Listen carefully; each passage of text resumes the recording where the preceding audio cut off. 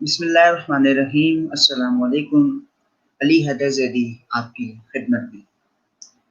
اچھا جی، اس سے پہلے جو ہمارا سیشن ہوا تھا بخوبی آپ اس سے واقف ہیں کہ ہم نے قرآن پاک چیپٹر کا آغاز کیا تھا اور ہم نے اس کا تعارف پیش کیا۔ قرآن پاک کا تعارف سے مراد یہ ہے کہ قرآن پاک سے متعلق مختلف عنوانات پہ ہماری گفتگو ہوئی تھی، ٹھیک ہے۔ تو اسی حوالے سے 3 عنوانات جو ہمارے رہ گئے تھے قرآن پاک کے سبق کے حوالے سے، اس کو ہم آج مکمل کریں گے آج کے سیشن میں۔ اور آج کا ہمارا ارادہ ہے کہ ہم ساتھ ساتھ آپ کو سورہ فرقان کا بھی آغاز کروا دیں، ٹھیک ہے۔ تو آغاز کرتے ہیں۔ اچھا جی، آج یہ ہے کہ قرآن پاک میں ہم ڈسکس کرنے جا رہے ہیں، وضاحت کرنے جا رہے ہیں قرآن پاک کا رسم الخط، ٹھیک ہے۔ اچھا، قرآن پاک کا رسم الخط سے کیا مراد ہے؟ اصل میں ہوا یہ، اس بات کو ذرا غور سے سنیے گا اور اپنے دھیان میں رکھیے گا کہ عربی زبان جو ہے، عربی زبان وہ تحقیق کے مطابق، ٹھیک ہے، علماء کے مطابق، محققین کے مطابق عربی زبان 86 ٹائپس کی ہے، یعنی عربی زبان کی کل قسمیں 86 ہیں، 86۔ یعنی کہ اگر میں بات کو آسان کروں کہ عربی زبان مختلف ممالک میں، مختلف مقامات میں کل 86 طریقوں سے بولی جاتی ہے اور سمجھی جاتی ہے اور لکھی جاتی ہے۔ میری بات واضح ہو گئی ہوگی کہ عربی زبان کل 86 طریقوں سے، 86 طریقوں سے پڑھی جاتی ہے، لکھی جاتی ہے، سنی اور سمجھی جاتی ہے۔ تو ہم بات کر رہے ہیں قرآن پاک کے رسم الخط سے، ٹھیک ہے۔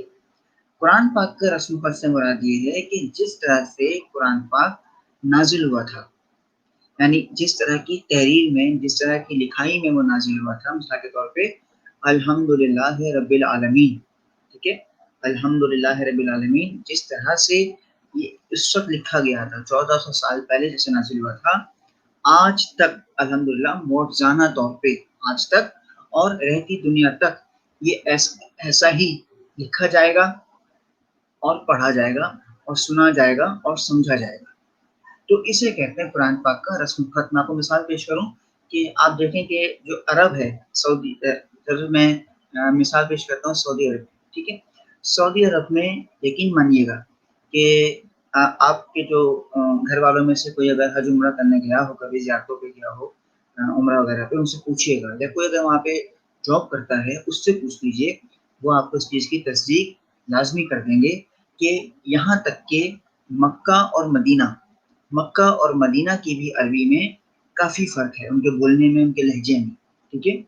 اچھا، ذرا سا آگے نکل جاتے ہیں، اگر سعودیہ سے باہر آتے ہیں تو پھر آپ دیکھیں مصر ہے، ترکی ہے، دبئی ہے، جس طرح کے اتنے عرب ممالک ہیں، جیسے جیسے علاقے بدلتے جاتے ہیں زبان میں ان کی تبدیلی ہوتی جاتی ہے، ان کے لکھائی میں، ان کے پڑھنے میں، ان کے لہجے میں، سمجھنے میں، بولنے میں تبدیلی آتی رہتی ہے، جیسا ہمارے اردو کا ہے، ٹھیک ہے۔ لیکن عربی کا میں جو بتا رہا ہوں، کیونکہ ہم بات کریں قرآن پاک کی رسم الخط کی، ٹھیک ہے، کہ 86 طریقوں سے، 86 طریقوں سے عربی بولی جاتی ہے، سنی اور سمجھی جاتی ہے، ٹھیک ہے۔ یہ بات یہاں واضح ہو گئی قرآن پاک کے رسم الخط کے حوالے سے۔ اچھا، اس کے بعد ہمارے پاس ایک بات ہے، قرآن پاک کے چیپٹر میں عنوان ہے جمع و تدوین۔ اب جمع و تدوین کیا ہے، یہ ذرا آپ نے بہت غور و فکر کے ساتھ سننا ہے، اس کو سمجھنا ہے، ٹھیک ہے۔ دیکھیں، جب قرآن پاک نازل ہوتا تھا، ٹھیک ہے، جب سرکار پہ کوئی آیت نازل ہوتی تھی تو سرکار کاتب وحی کو بلاتے تھے۔ کاتب وحی کون ہوتا ہے؟ جو وحی کو لکھ لیا کرتے تھے، کاتب کہتے ہیں لکھنے والے۔ اور کاتبین وحی میں جو سب سے مشہور و معروف نام ہے وہ ہے حضرت زید بن ثابت کا۔ حضرت زید بن ثابت جو کہ کاتبین وحی میں سے تھے، وحی کو لکھ لیا کرتے تھے، ٹھیک ہے۔ تو لکھ لینا، وحی کو کسی مقام پہ یا حدیث کو لکھ لینا، یہ کہلاتا ہے تدوین، ٹھیک ہے۔ اب تدوین کا عمل کیسے کیا گیا؟ اس سے کیا ہوتا تھا کہ جب وحی آتی تھی تو سرکار جب کاتب وحی کو بلاتے تھے، وہ لکھتے کیسے تھے؟ اکثر و بیشتر درختوں کی جو چھال ہوتی ہے، سمجھتے ہیں جو درخت ہوتا ہے اس کا تنا ہوتا ہے نا، اس کے جو ارد گرد جو ایک لپٹا ہوا ہوتا ہے اسے چھال کہتے ہیں، چھال، درخت کی چھال ہوتی ہے، اس پہ لکھ لیا کرتے تھے. اچھا پتوں پہ لکھ لیا کرتے تھے, جانوروں کی کھال پہ لکھ لیا کرتے تھے, پتھروں پہ لکھا کرتے تھے, کپڑوں پہ لکھا کرتے تھے. ٹھیک ہے, اس سے کہتے ہیں تدوین. ٹھیک ہے, یہ تدوین کہلاتی ہے. سمجھ آ گئی تدوین. مختلف مقامات پہ قرآن پاک کی آیات یا احادیث کو لکھ لیا کرتے تھے, پتھروں پہ, کپڑوں پہ, درختوں کی چھالوں پہ. ٹھیک ہے, پتھروں پہ, پتوں پہ. تو اسے تدوین کہا ہے, اس کو تدوین کہتے ہیں. اب جمع کیا ہے؟ جمع کیا ہے؟ ہوا یہ کہ جناب حضرت ابو بکر صدیق کا دور تھا. ٹھیک ہے, اور آپ کے دور خلافت میں تاریخ میں لکھا ہے کہ 10,000 سے زائد. اچھا کہیں لکھا ہے 10,000 سے زائد, کہیں آیا ہے 50,000 سے زائد. ٹھیک ہے, تو یہ اختلاف ہے تاریخ کا, اس میں سے کوئی بڑی بات نہیں ہے. لیکن جو اصل مدعا ہے وہ کیا ہے کہ جناب صدیق اکبر کے دور میں آپ کا 2 سالہ دور رہا خلافت کے اعتبار سے. تو اس میں کیا ہوا کہ حفاظ کرام یعنی جو قرآن پاک کے حافظ تھے انہیں بے دردی کے ساتھ شہید کیا جانے لگا, اور تیزی کے ساتھ اور بے دردی کے ساتھ شہید کیا جانے لگا. تو حکم دیا صدیق اکبر نے کہ اب ایسا کیا جائے کہ جو قرآن پاک کے نسخے جو کہ مختلف مقامات پہ موجود ہیں, یعنی مثال کے طور پہ خاص طور پہ جو اہل بیت کے پاس ہیں, جو ازواج مطہرات کے پاس ہیں, جو مختلف صحابہ کرام کے پاس ہیں, ان سے کوئی حکم دیا گیا, ان سے درخواست کی گئی کہ آپ وہ تمام قرآن پاک کے صحیفے لے آئیے تاکہ ہم انہیں ایک جگہ کر سکیں. ٹھیک ہے, تو حضرت ابو بکر صدیق کے دور میں یہ سلسلہ شروع ہوا. ٹھیک ہے, میں بتا رہا ہوں جمع کیا ہوتی ہے. تدوین تو آپ کو سمجھ میں آ گیا, قرآن پاک کی تدوین کیا تھی. جمع کیا ہے؟ تو جمع کیسے ہوا کہ جناب صدیق اکبر کے دور میں یہ حکم جاری ہوا. ٹھیک ہے, تو آپ کے بعد جناب عمر کا دور آیا. جناب عمر ابن خطاب نے 10 سال کا عرصہ گزارا دور خلافت میں. جناب عمر کے بعد جناب عثمان کا دور آیا, آپ نے 9 سال کا عرصہ گزارا دور خلافت میں. اور آپ کے بعد حضرت علی مشکل کشا کا دور آیا, آپ نے 11 سال گزارے دور خلافت میں. ٹھیک ہے, اس طرح سے کہتے ہیں کہ جو دور خلافت ہے یعنی 11 سال حضرت علی نے گزارے, 9 سال حضرت عثمان نے گزارے, 20 سال ہو گئے, 10 سال حضرت عمر نے گزارے, 30 سال ہوئے, اور 2 سال حضرت ابو بکر نے گزارے. تو یہاں پہ ایک اور بات یہ واضح ہو گئی کہ اگر کوئی آپ سے پوچھتا ہے کہ 63 سالہ سرکار کی حیات کے بعد, ٹھیک ہے, دور خلافت کتنا عرصہ رہا, آپ بتا سکتے ہیں. دور خلافت یعنی خلفۂ راشدین کا جو دور تھا, خلفۂ راشدین کہتے ہیں, بات کو آسان کر دوں, 4 خلفاء کے دور پر مشتمل دور کو خلفۂ راشدین کا دور کہا جاتا ہے, جس میں جناب ابو بکر, جناب عمر, جناب عثمان اور جناب حضرت علی شامل ہیں. ٹھیک ہے, اور ان چاروں کا دور ملا کے بنتا ہے 32 سال. 2 سال حضرت ابو بکر, 10 سال حضرت عمر, 9 سال حضرت عثمان, 11 سال حضرت علی, ایسے 32 سال. ٹھیک ہے, تو ہم بات کر رہے ہیں جمع قرآن کی. قرآن کی جمع کیسے ہوئی؟ تو حضرت ابو بکر کے دور میں یہ حکم جاری کیا گیا قرآن کو جمع کیا جائے. 2 سال یہ گزرے, 10 سال حضرت عمر کا دور گزرا. جب حضرت عثمان کا دور آیا, ٹھیک ہے, آپ نے 9 سال گزارے, 9 سال دور خلافت میں گزارے. حضرت عثمان کے دور میں کہتے ہیں کہ قرآن پاک کو مکمل طور پہ ایک کتاب کی شکل دی گئی. ٹھیک ہے, حضرت عثمان کے دور میں. تو یہ بات اکثر و بیشتر شارٹ آنسرز میں یا کہیں پوچھا جاتا ہے کہ قرآن پاک کو جمع کے اعتبار سے قرآن پاک کو مکمل کتاب کی شکل کس خلیفہ راشد کے دور میں دی گئی. تو آپ جواب بخوبی آسانی دے سکتے ہیں. حضرت عثمان کے دور میں قرآن پاک کو مکمل طور پہ کتاب کی شکل دی گئی. تو یہ ہے قرآن پاک کی جمع. تدوین کیا تھی؟ مختلف مقامات پہ لکھ لیتے تھے, جیسے درختوں کی چھالوں پہ, مختلف کپڑوں پہ, پتوں پہ, پتھروں پہ, ٹھیک ہے, جانوروں کی کھال پہ. یہ تدوین کا عمل تھا. تدوین لکھ لینا وحی یا حدیث کو. جبکہ جمع کیا تھی کہ جن کے پاس صحیفے پرانی آیات موجود ہیں ان سے کو حکم دیا گیا کہ سب اس کو جمع کرو, لے کے آؤ. اور جمع کرنے کا مقصد کیا تھا؟ کیونکہ تیزی کے ساتھ حفاظ قرآن کو یعنی جو حافظ قرآن تھے انہیں تیزی کے ساتھ شہید کیا جا رہا تھا, انتہائی بے دردی کے ساتھ. تو اس خوف کے برعکس کہ کہیں قرآن کو نقصان نہ پہنچے, ایسا نہ ہو کہ یہ سارے حفاظ قرآن شہید ہو جائیں, ایسا نہ ہو کہ یہ صحیفے مٹا دیے جائیں, تو پھر قرآن ہم تک کیسے پہنچے گا. لیکن دیکھیں وہی والی بات جو ہم نے پچھلے سیشن میں کی تھی، اللہ پاک نے قرآن پاک کی حفاظت کا ذمہ اپنے سر لیا ہے. اس نے خود ہی ایک سلسلہ بنا دیا کہ قرآن پاک کو باقی رکھا جائے. کس طرح سے؟ تو اس نے اس طرح سے کام لیا اپنے لوگوں سے. ٹھیک ہے جی، یہ بات واضح ہو گئی قرآن پاک کی جمع اور تدوین. اچھا، آخری بات جو ہے قرآن پاک کے چیپٹر کے حوالے سے وہ ہے آیات کی تعداد میں اختلاف. ٹھیک ہے. اچھا، مختلف مقامات پہ یہاں پہ مختلف مفسرین نے، محققین نے، مجتہدین نے، علماء کرام نے، انہوں نے مختلف احوال بتائے ہیں. تو یہاں پہ سب سے پہلے انہوں نے کہا کہ جی کچھ مفسرین نے کہا ہے کہ جی قرآن پاک کی جو کل آیات ہیں وہ 6226 ہیں. 6226 6226 ہیں. ٹھیک ہے.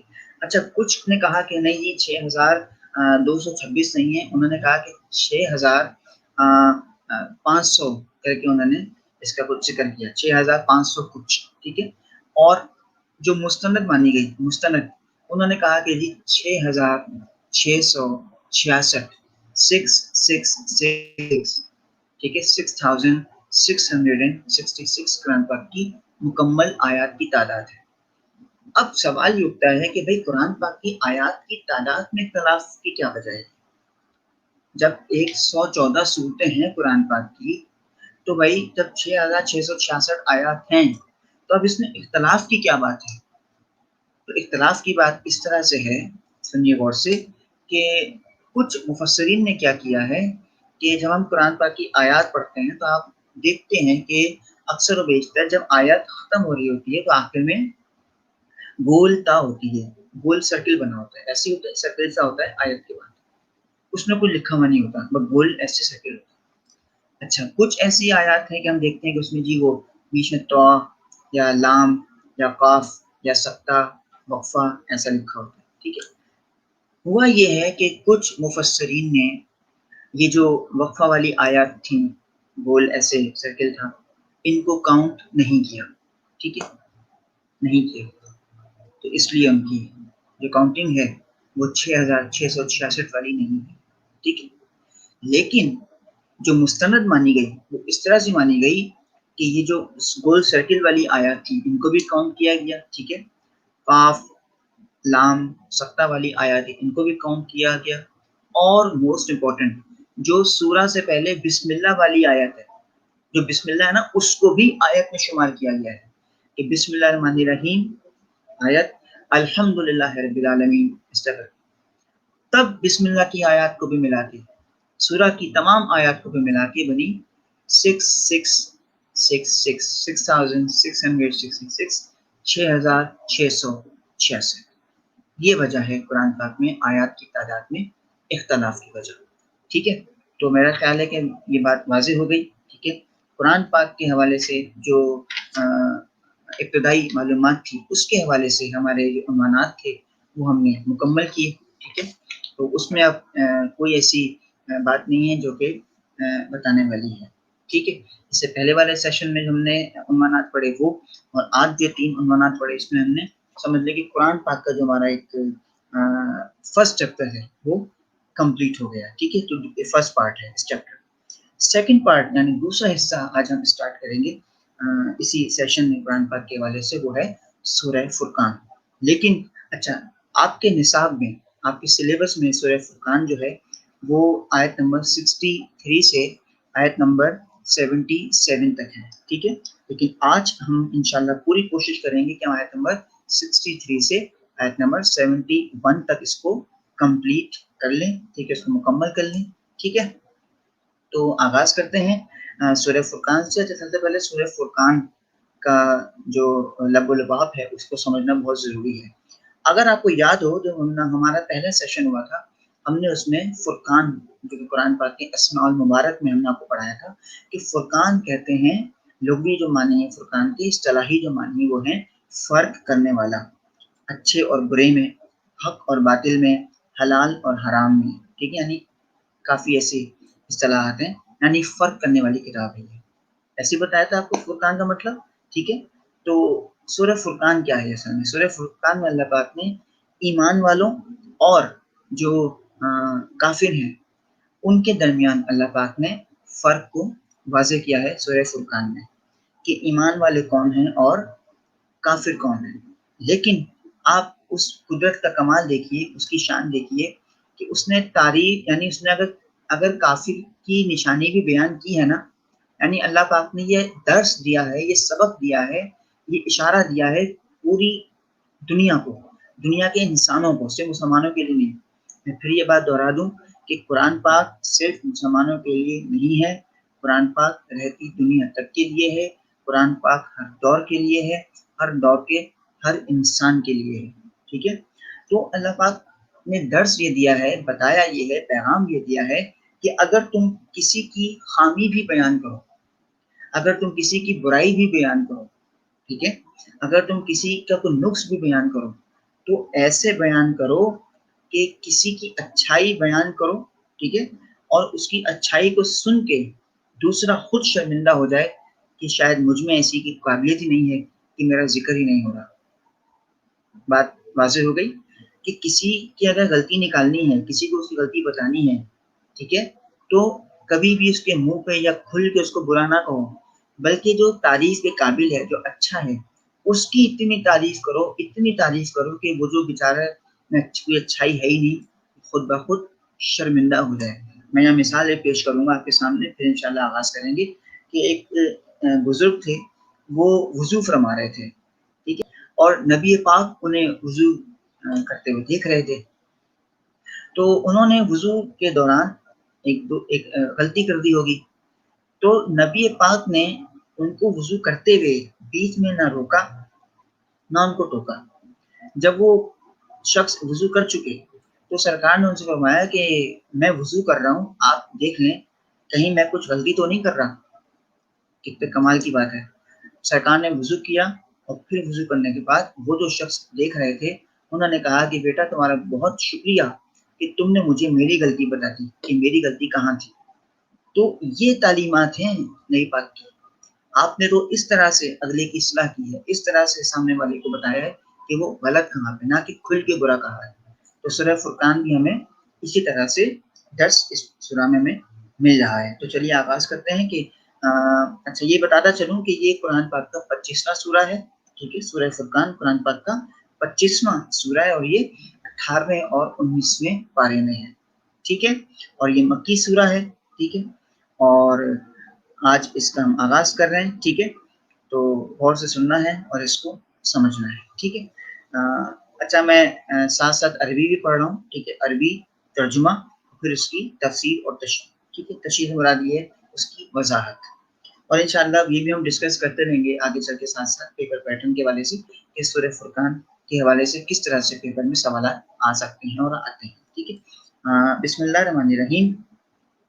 وعباد الرحمن الذین یمشون علی الارض حونا واذا خاطبهم الجاہلون قالوا سلاما والذین یبیتون لربهم سجدا وقیاما۔ اس کا ترجمہ یہ ہے کہ اور رحمان کے بندے وہ ہیں جو زمین پہ آہستہ اور نرم روی سے چلتے ہیں، اور جب جاہل ان سے اپنے جاہلانہ انداز میں خطاب کرتے ہیں یا مخاطب ہوتے ہیں تو یہ سلامت کہتے ہوئے نکل جاتے ہیں یا دامن چھڑا لیتے ہیں، اور جو راتیں گزارتے ہیں اپنے رب کے حضور سجدہ کرنے میں اور حالت قیام میں۔ غور کیجئے کہ اللہ پاک نے یہاں پہ ایمان والوں کی کچھ نشانیاں بیان کی ہیں، ٹھیک ہے۔ کوئی اگر پوچھے کہ بھائی یہ تو ایمان والوں کی نشانی ہے تو کافر کیا کرتے ہیں، تو بھائی جو انڈرسٹوڈ سی بات ہے، ایک آسان سی بات ہے کہ سورہ فرقان میں اللہ پاک نشانیاں بیان کر رہا ہے کفار کی اور مومنین کی۔ وہ مومنین کی کھل کے جو نشانیاں بیان کر رہا ہے تو یہ تو سمجھنے والی بات ہے، ایک عقل مند کے لیے اشارہ کافی ہے کہ کافر بالکل اس کے الٹ ہوگا۔ مثال کے طور پہ کہ رحمان کے بندے وہ ہیں جو زمین پہ آہستہ چلتے ہیں، تو کافر کون ہوں گے؟ زمین پہ سختی کے ساتھ چلیں گے، ظاہر سی بات ہے، ٹھیک ہے۔ اچھا یہاں پہ زمین پہ آہستہ چلنے سے مراد کیا ہے؟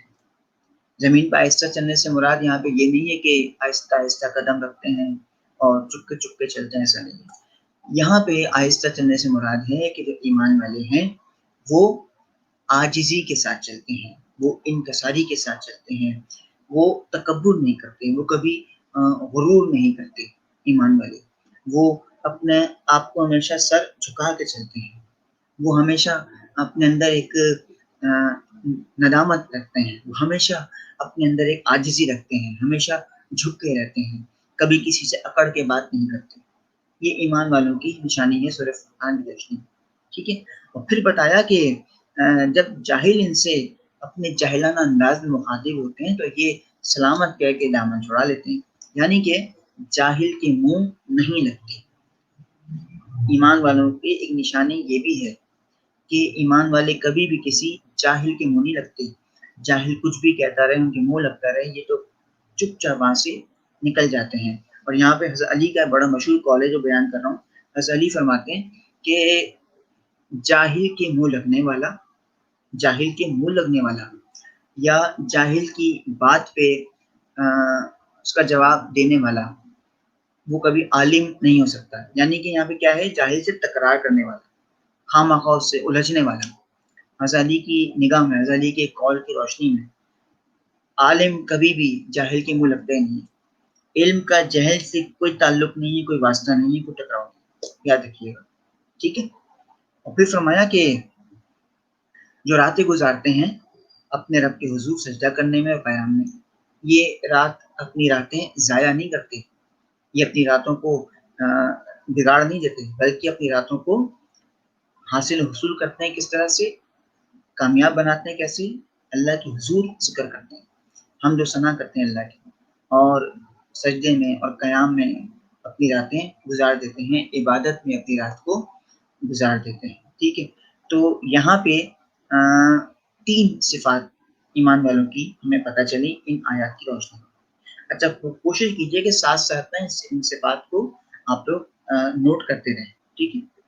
کہ پہلی نشانی کیا بتائی اللہ پاک نے سورہ فرقان میں؟ اللہ پاک نے ایمان والوں کی پہلی نشانی یہ ہے کہ ایمان والے غرور اور تکبر نہیں کرتے، ایمان والے کبھی اکڑ کے نہیں چلتے، ایمان والوں میں ہمیشہ ایک استقامت ہوتی ہے، ہمیشہ ان کے طبیعت میں ٹھہراؤ ہوتا ہے، ٹھیک ہے۔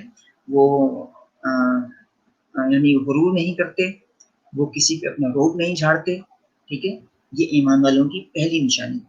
دوسری نشانی، ایمان والے کبھی بھی کسی جاہل کے منہ نہیں لگتے، کبھی کسی جاہل سے الجھتے نہیں ہیں، کیونکہ علم اور جہل کا کوئی تقابل نہیں ہے، ٹھیک ہے۔ اور تیسری نشانی بتائی کہ یہ اپنی راتوں کو اللہ کی حضور عبادت میں گزار دیتے ہیں، یہ اپنی راتیں ضائع نہیں کرتے بلکہ اپنے اللہ کے ذکر میں گزار دیتے ہیں، ٹھیک ہے جی۔ یہ 3 نشانیاں ہیں ایمان والوں کی سورہ فرقان کی آیات، ان میں 2 آیات کی روشنی، ٹھیک ہے۔ اب ہم آگے بڑھتے ہیں اور اب ہے ہمارے پاس آیت نمبر 65، ٹھیک ہے، 65 اور 66، آیت نمبر 65 اور 66۔ اللہ پاک فرما رہا ہے کہ والذین یقولون ربنا اصرف عنا عذاب جہنم ان عذابها کان غراما انها ساءت مستقرا ومقاما، ٹھیک ہے۔ یعنی کہ اور جو اپنے رب کے حضور التجا کرتے ہیں کہ اے ہمارے رب ہم سے جہنم کے عذاب کو دور فرما دے، بے شک اس کا عذاب بڑا مہلک ہے، بلا شبہ بدترین ٹھکانہ اور نہایت بری جگہ ہے، ٹھیک ہے۔ ایمان والوں کی چوتھی صفت اللہ پاک بیان کر رہا ہے، سنیے غور سے، یہ چوتھی صفت ایمان والوں کی اللہ پاک بیان کر رہا ہے کہ ایمان والے ہمیشہ اللہ کے حضور استغفار کرتے ہیں، وہ ہمیشہ اللہ سے دعائیں کرتے ہیں کہ اللہ پاک ان کو کسی عذاب میں مبتلا نہ کرے، ٹھیک ہے۔ اچھا، یہاں پہ استغفار کا مطلب بالکل یہ نہیں ہے کہ ہر وقت بیٹھ کے بس توبہ کر رہے ہیں، یہ نہیں بالکل مطلب۔ چھوٹی سی ایک بات بتا دوں کہ مولا علی کے پاس ایک شخص آیا اور اس نے کہا کہ یا علی میرے گھر اولاد نہیں ہے، تو آپ نے فرمایا کہ استغفار پڑھا کر، وہ چلا گیا۔ پھر ایک شخص آتا ہے کہتا ہے کہ یا علی میرے باغ میں پھل نہیں لگتے، آپ نے کہا استغفار پڑھا کر۔ پھر ایک شخص آتا ہے وہ کہتا ہے کہ یا علی میں بیمار بہت رہتا ہوں، آپ نے کہا استغفار پڑھا کر۔ پھر ایک آتا ہے وہ کہتا ہے یا علی میرے باغ میں نہریں نہیں بہتی، آپ نے کہا استغفار پڑھا کر۔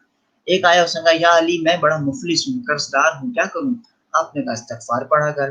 آپ کے اصحاب وہاں موجود تھے، انہوں نے کہا کہ یا علی یہ کیا کہ جو آتا ہے اس کو آپ کہہ دیتے استغفار پڑھ، یہ کیسا آپ نے حل بتایا؟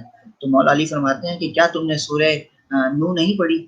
سورہ نون میں اللہ پاک نے کیا فرمایا ہے کہ تم استغفار پڑھو، تم استغفار پڑھو، ہم تمہیں بیٹے بھی دیں گے، تم استغفار پڑھو، ہم تمہیں صحت بھی دیں گے، تم استغفار پڑھو، ہم تمہیں مفلسی سے دور کر دیں گے، تم استغفار پڑھو، ہم تمہارے کھیتوں میں نہریں بہا دیں گے، تم استغفار پڑھو، ہم تمہارے باغوں میں پھل بھی لگا دیں گے۔ تو یہ وہی والی دیکھیں بات یہاں پہ آ گئی نا کہ کاش کہ ہم نے بھی قرآن کو پڑھا ہوتا سمجھ کے تو ہم بھی شاید رٹی رٹائی باتیں نہ کر رہے ہوتے۔ تو یہی تو درس دیا ہے ہمیں اصحاب نے اور اہل بیت نے، اللہ کے رسول کی تعلیمات نے، کہ ہم نے قرآن کو صرف پڑھنا نہیں ہے بلکہ سمجھ کے پڑھنا ہے۔ ٹھیک ہے، تو یہ بات یہاں پہ واضح ہو گئی استغفار کی۔ اچھا، اس کے بعد آگے بڑھتے ہیں اور پھر فرمایا کہ والذین اذا انفقوا لم یسرفوا ولم یقتروا وکان بین ذالک قواما، یعنی کہ اور وہ لوگ جب خرچ کرتے ہیں تو نہ تو بے جا خرچ کرتے ہیں اور نہ ہی بخل سے کام لیتے ہیں، بلکہ وہ تو اسراف اور بخل کے درمیان میانہ روی اختیار کرتے ہیں اور اعتدال پسند ہوتے ہیں۔ یعنی اب یہ پانچویں صفت ہے ایمان والوں کی سورہ فرقان کی روشنی میں، کیا ہے کہ جو ایمان والے ہیں وہ فضول خرچ نہیں ہوتے، ایمان والے جو ہیں وہ فضول خرچی نہیں کرتے، ٹھیک ہے، ایمان والے جو ہیں وہ اسراف نہیں کرتے، بلکہ ایمان والے کیا کرتے ہیں، وہ میانہ روی اختیار کرتے ہیں۔ میانہ روی کہتے ہیں درمیانے راستے کو، یعنی نہ زیادہ فضول خرچ اور نہ ہی کنجوسی، یعنی نہ بخیل ہوتے ہیں ایمان والے، نہ کنجوس ہوتے ہیں۔ بخیل کہتے ہیں کنجوس کو، نہ ایمان والے کنجوسی سے کام لیتے ہیں، نہ ہی کوئی فضول خرچی کرتے ہیں۔ بھائی یہ تو میانہ روی اختیار کرتے ہیں، یعنی جتنا حکم ہے اور جتنا اللہ کے نبی نے اللہ نے حکم دیا ہے تو اتنا ہی خرچ کرتے ہیں، لیکن کنجوسی نہیں کرتے۔ یعنی مثال کے طور پہ اگر خیرات کرنی ہے، صدقہ کرنا ہے، فطرہ کرنا ہے، عطیات کرنے ہیں، تو بے جا عطیات نہیں کرتے، بے جا خیرات بھی نہیں کرتے۔ ایمان والے ایسے ہوتے ہیں، یعنی میں بڑی معذرت کے ساتھ یہاں پہ جملہ کہوں گا، کسی کو برا نہ لگے، میں آج کل کے اس دور میں دیکھتا ہوں کہ لوگ 10-10 لاکھ روپے ڈونیشن جیسے دیتے ہیں، تو ان کے لیے میں اکثر جو بیشتر یہ کہا کرتا ہوں کہ بھائی تم ایک ہی ادارے کو 10 لاکھ روپے نہ دیا کرو، ایسے تم 100 افراد دیکھ لو، ان 100 افراد میں 10-10 ہزار روپے یا جیسے بھی ان میں آتا ہے تقسیم کر دو، تاکہ سب کی ضرورت پوری ہو جائے۔ آج کا جو ابھی آپ کو پتہ ہے حالات کس طرح کے ہیں کہ کتنے لوگ پریشان ہیں، تو ایسا تو نہیں ہے نا کہ آپ نے کسی کو راشن دلوا دیا اور سبھی نے راشن دلوا دیا، اس میں سب گزارا ہو گیا، ایسا تو نہیں بھائی۔ تو ایمان والوں کی یہ بھی نشانی ہے کہ وہ نہ فضول خرچی کرتے ہیں نہ وہ کنجوسی کرتے ہیں، یہاں تک کہ صدقہ فطرہ عطیات میں بھی ایمان والے کنجوسی سے یا فضول خرچی سے کام نہیں لیتے، اس میں بھی اعتدال پسندی رکھتے ہیں۔ اعتدال کہتے ہیں عدل کرتے ہیں، یعنی برابری کے ساتھ چلتے ہیں۔ ٹھیک ہے، آگے چلتے ہیں اور آگے فرماتا ہے اللہ پاک کہ والذین لا يدعون مع اللہ الہا آخر، والذین لا يدعون مع اللہ الہا آخر ولا يقتلون النفس التي حرم اللہ بالحق ولا يزنون ومن يفعل ذلك يلقى أثاما یضاعف له العذاب یوم القیامہ ویخلد فیہ مہانا۔ سنیے گا، یعنی کہ اب ان آیات میں آیت نمبر یعنی 68 اور 69 اللہ پاک مزید 3 نشانیاں بیان کر رہا ہے ایمان والوں کی۔ ٹھیک ہے، 5 صفات ہم پڑھ کے آ چکے ہیں پیچھے، اب 6ٹھی 7ویں اور 8ویں سے 6ٹھی اب سنیے غور سے۔ اور جو اللہ کے ساتھ کسی کو معبود قرار دے کر نہیں پکارتے اور انسانی جان کا قتل نہیں کرتے اور جس کا قتل کرنا حرام قرار دیا ہے، ٹھیک ہے، اور زنا نہیں کرتے، اور جو ایسا کرے گا وہ اس کی سزا پائے گا اور اس کے لیے قیامت کے روز عذاب کو دگنا کر دیا جائے گا اور ہمیشہ اس میں ذلیل و خوار رہے گا۔ ٹھیک ہے، 3 صفات مزید بیان کی کہ ایمان والے کیا ہیں کہ وہ کبھی شرک نہیں کرتے، وہ اللہ کے ساتھ کسی کو معبود قرار نہیں دیتے، وہ لا الہ الا اللہ کے پیروکار ہوتے ہیں، لا الہ الا اللہ پہ ان کا پختہ عقیدہ ہوتا ہے، ان کا پختہ یقین ہوتا ہے کہ کوئی خدا نہیں ہے سوائے اللہ کے، یہ عقیدہ ہے ان کا، وہ اسی عقیدے پہ جیتے ہیں اور مرتے ہیں۔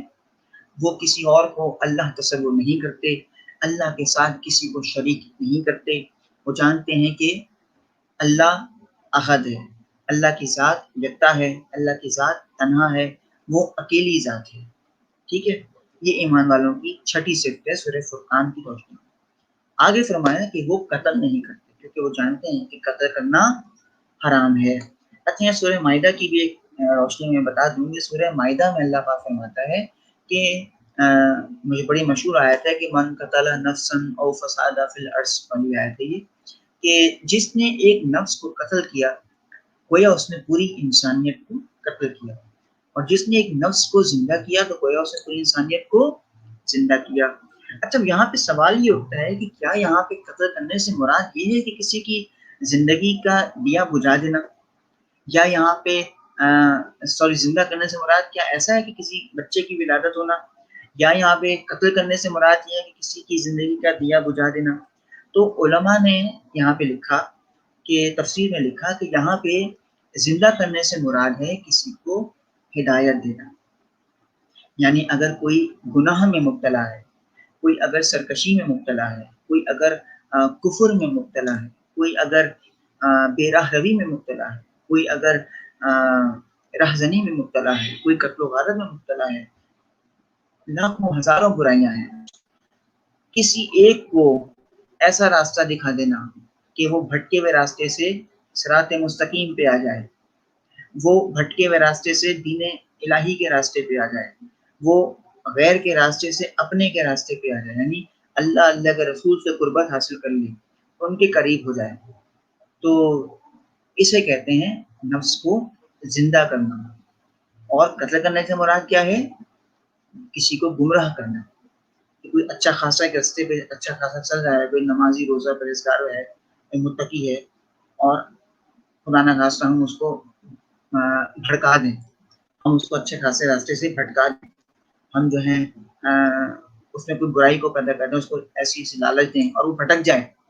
تو یاد رکھیے اگر کوئی شخص گناہ کرتا ہے، اگر یہ ایک قاعدہ بتا رہا ہوں میں آپ کو اس دنیا کا، اگر کوئی شخص کوئی گناہ کرتا ہے اس کو تو گناہ ملے گا ہی ملے گا، اس کو تو سزا اس کی ملے گی، لیکن اس سے پہلے سزاوار وہ ہوگا جس نے اس کو اس گناہ پہ آمادہ کیا ہو۔ تو یہ آپ نے دیکھا کہ اللہ پاک صرف بتا رہا ہے ایمان والے کیا ہیں، وہ نہ تو کبھی کسی کو گمراہ نہیں کرتے اور ہمیشہ ہدایت دیتے ہیں بھٹکے ہوئے۔ یہ ایمان والوں کی اللہ پاک نے 7ویں صفت بیان کی ہے۔ اور 8ویں صفت ہے کہ ایمان والے زنا نہیں کرتے، یعنی فحاشت نہیں کرتے، ایمان والے اپنی شرمگاہوں کی حفاظت کرتے ہیں، ایمان والے اپنے ایمان کو بچاتے ہیں، ایمان والے کبھی بھی کسی ایسے گناہ میں مبتلا نہیں ہوتے کہ بعد میں انہیں کسی قسم کی شرمندگی کا سامنا کرنا پڑے، کیونکہ وہ جانتے ہیں کہ وہ اللہ کی طرف سے آئے ہیں، اللہ کی طرف لوٹائے جائیں گے، نفس جو آیا ہے کہ اللہ کی طرف جائے گا، اور وہ نفس کو گندا نہیں کرتے، اپنے نفس کو بیچتے نہیں ہیں، یعنی انا للہ و انا الیہ راجعون، اس آیت پہ ان کا عقیدہ پختہ ہے۔ ایسے ہی تو یہ ایمان والوں کی ہو گئی ہمارے پاس جو ہم نے آج پڑھی 8 صفات یہاں تک۔ اور آخری آج جو ہم آج کے حساب سے پڑھ رہے ہیں آیت نمبر 71 کہ بسم اللہ الرحمن الرحیم، آخری آیت ہے آج کے سیشن کے والے سے کہ الا من تاب وآمن وعمل عملا صالحا فاولئک یبدل اللہ سیئاتهم حسنات وکان اللہ غفورا رحیما ومن تاب وعمل صالحا فانه یتوب الی اللہ متابا۔ ٹھیک ہے جی، مگر وہ جس نے توبہ کی اور ایمان لے آیا اور نیک عمل کیے، یہ وہ لوگ ہیں کہ اللہ ان کی برائیوں کو نیکیوں میں تبدیل فرما دے گا، اللہ بخشنے والا ہے، مہربان ہے۔ سورہ فرقان کی روشنی میں 10ویں صفت جو ہے ایمان والوں کی وہ کیا ہے؟ 10ویں صفت یہ ہے کہ ایمان والے توبہ کرتے ہیں۔ ابھی پہلے آپ سے ہم بات کر کے آئے نا استغفار کے والے سے، تو یہ ہمیشہ توبہ کرتے ہیں تو اللہ پاک کیا کرتا ہے، وہ انعام عطا کرتا ہے، استغفار کے بدلے میں ان کی توبہ کو قبول کر لیتا ہے۔ ٹھیک ہے، یعنی کہتے ہیں کہ ایمان والے وہ ہیں کہ اگر کوئی گناہ سرزد بھی ہو جائے خدا نہ خواستہ تو ان کی نیکیاں اتنی ہوتی ہیں کہ وہ گناہ اس نیکیوں میں چھپ جایا کرتے ہیں۔ کتنی بڑی بات، کتنی گہری بات ہے کہ ایمان والوں کا جو مقام ہے وہ اتنا بلند و بالا ہے، ان کی نیکیاں اتنی ہوتی ہیں اور ہونی چاہیے کہ اگر خدا نہ خواستہ کوئی کوتاہی ہو بھی جائے تو وہ رفع دفع ہو جاتی ہے، یعنی اتنی نیکیاں ہیں کہ وہ جو چھوٹی سی ایک کوتاہی ہوتی ہے وہ انہی نیکیوں میں دھل جاتی ہے، ختم ہو جاتی ہے۔ ٹھیک ہے جی، تو سورہ فرقان کی روشنی میں نے آپ کو یہ 10 صفات ایمان والوں کی بتائیں۔ میں تھوڑا اس کو ریپیٹ دوبارہ کر دیتا ہوں تاکہ آپ کو اگر مشکل ہو، پریشانی ہو تو وہ دور ہو جائے۔ ہم نے بتایا پہلی نشانی کی جو رحمان کے بندے ہیں، جو ایمان والے ہیں، وہ تکبر نہیں کرتے، غرور نہیں کرتے، زمین پہ ہمیشہ آہستہ چلتے ہیں۔ ٹھیک ہے، اور زمین پہ آہستہ چلنے سے مراد کیا ہے؟ غرور اور تکبر نہیں کرتے، ان کے اندر ایک استقامت ہوتی ہے، کبھی وہ اکڑ کے نہیں چلتے۔ ٹھیک ہے، اور سادگی پسند ہوتے ہیں، زندگی کو سادہ گزارتے ہیں۔ ٹھیک ہے، دوسری نشانی یہ تھی کہ جاہلوں کے منہ نہیں لگتے، جاہل سے خطاب نہیں کرتے، اور کیونکہ وہ جانتے ہیں کہ جاہل اور علم میں کوئی تقابل نہیں ہوتا۔ تیسری صرف ہم نے آپ کو بتائی کہ ایمان والے راتوں کو اپنی ضائع نہیں کرتے، بلکہ یہ تو عبادت کرتے ہیں اللہ کے حضور، سجدوں میں اور قیام میں اللہ کے حضور عبادت میں ساری رات کو گزار دیتے ہیں، اپنے رب کو راضی کرنے میں گزار دیتے ہیں۔ اور پھر ہم نے آپ کو اس کی چوتھی صفت بتائی کہ ایمان والے جہنم کے عذاب سے دعائیں کرتے ہیں دوری کی، یعنی استغفار کرتے ہیں، اور استغفار کے بارے سے میں نے آپ کو حضرت علی کا جو واقعہ بتایا اس کو آپ یاد رکھیے گا۔ ٹھیک ہے، اور پھر ہم نے آپ کو اس کی پانچویں صفت بتائی ایمان والوں کے حوالے سے کہ ایمان والے کبھی بھی شرک نہیں کرتے۔ ایسا ہی ایمان والے شرک نہیں کرتے، اللہ کے ساتھ کسی کو شریک نہیں ٹھہراتے، وہ جانتے ہیں کہ لا الہ الا اللہ، یعنی وہ اس عقیدے پہ ان کو پختہ یقین ہوتا ہے کہ کوئی خدا نہیں ہے سوائے اللہ کی، وہ اللہ کی صفات میں کسی کو شامل نہیں کرتے۔ اس کے علاوہ ایمان والے قتل نہیں کرتے، اور یہاں میں نے آپ کو بتایا ہے قتل سے مراد کیا ہے کہ وہ ہدایت اور کسی کو گمراہ کرنا، یہ اس سے متعلق۔ ٹھیک ہے، اور ہم نے آپ کو بتایا آخری ایک اور نویں صفت، ایمان والے زنا نہیں کرتے، یعنی فحاشا نہیں کرتے، بے رحمی نہیں کرتے، بےہودہ پن نہیں کرتے، یعنی کہ اپنے نفس کی حفاظت کرتے ہیں، کیونکہ وہ جانتے ہیں کہ نفس ان کا اللہ کے پاس واپس لوٹے گا، اس لیے اس نفس کی حفاظت کرتے ہیں، کسی قسم کے گناہ میں مبتلا نہیں ہوتے، کوئی ایسا گناہ نہیں کرتے کہ انہیں شرمندہ ہونا پڑے اپنے رب کے حضور۔ اور آخری صفت ہم نے آپ کو بتائی سورہ فرقان کی روشنی میں کہ ایمان والوں کے جو نیکیاں ہیں وہ اتنی زیادہ ہوتی ہیں کہ اگر کوئی خدا نہ خواستہ کوئی ایسا خطا کر بھی دیں تو اللہ پاک ان کی جو خطائیں ہیں، جو خطا ہے، اس کو چھپا دیتا ہے، دھو ڈالتا ہے اس نیکی کے عوض۔ ٹھیک ہے جی، تو یہ ہم نے آج آپ کو سورہ فرقان آیت نمبر 63 سے لے کے آیت نمبر 71 تک ہم نے کر لی۔ ٹھیک ہے، اور 10 صفات ایمان والوں کی ہم نے یہاں پہ مکمل کر لی۔ ٹھیک ہے، تو جو پیپر میں آپ کے سوالات آتے ہیں سورہ فرقان کی روشنی میں، وہ اسی حوالے سے ہوتے ہیں کہ ایمان والوں کے اللہ پاک نے جو صفات بیان کی ہیں ان میں سے 5 بیان کریں، یا کبھی آ جاتا ہے کہ جی ایمان والے کبھی بھی سورہ فرقان کی روشنی میں بتائیے کہ شرک کے حوالے سے اللہ پاک نے کیا فرمایا ہے۔ تو ابھی ہم پڑھ کے آئے کہ اس میں ایمان والوں کی صفت آ جائے گی کہ ایمان والے اللہ کے ساتھ کسی کو معبود قرار نہیں دیتے، اور لا الہ الا اللہ کا اس میں تذکرہ ہو سکتا ہے۔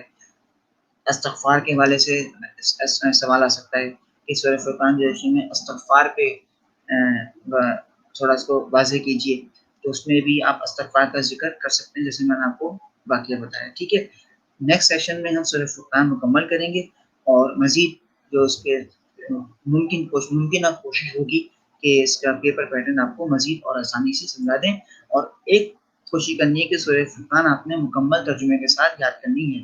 ٹھیک ہے، عربی نہیں، صرف ترجمہ یاد کرنا ہے سورہ فرقان کا، آگے سورہ حجرات کا بھی۔ ٹھیک ہے، انشاءاللہ آپ سے نیکسٹ سیشن میں ملاقات ہوگی تاکہ ہم سورہ فرقان مکمل کریں گے وہاں۔ ٹھیک ہے، جزاک اللہ، بہت بہت شکریہ، اور اپنا بہت بہت خیال رکھیے گا، اور گھر پہ رہیے، اور کم از کم اپنے لیے نہ صحیح اپنوں کے لیے گھر میں رہیے۔ ٹھیک ہے، جزاک اللہ، اللہ حافظ۔